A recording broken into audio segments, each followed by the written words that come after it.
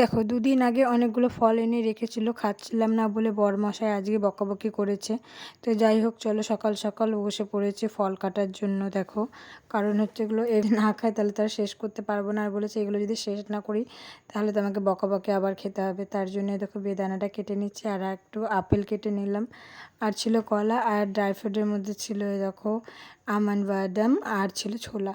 এই এতগুলো জিনিস আমার না একদম ফল খেতে ভালো লাগে না, আর ফল খেতেই আমাকে এখন বারবার করে বলছে। তো যাই হোক, এখন তো লাস্টের দিকে, তো তার জন্য এখন খেতে তো হবেই, বললে তার হবে না, তাই না? আর সত্যি কথা বলতে 2-3 দিন থেকে শরীরটা একদমই খারাপ, ভালো হচ্ছে না। তো তার জন্য আরও খেলাম। তো যাই হোক, আজকে তো আবার শনিবার দেখো। তো হয়েছিল আজকে ডাল, মোচার তরকারি, এগুলো দিয়েই খেয়েছিলাম, আর কলা ভাজা, পাঁপড় ভাজা হয়েছিল। তো তারপরে কিন্তু আমি ফলটা খাচ্ছি, যেহেতু ভরা পেটে খেতে হয় ফল, তার জন্য আমি ভরা পেটেই খেলাম। তো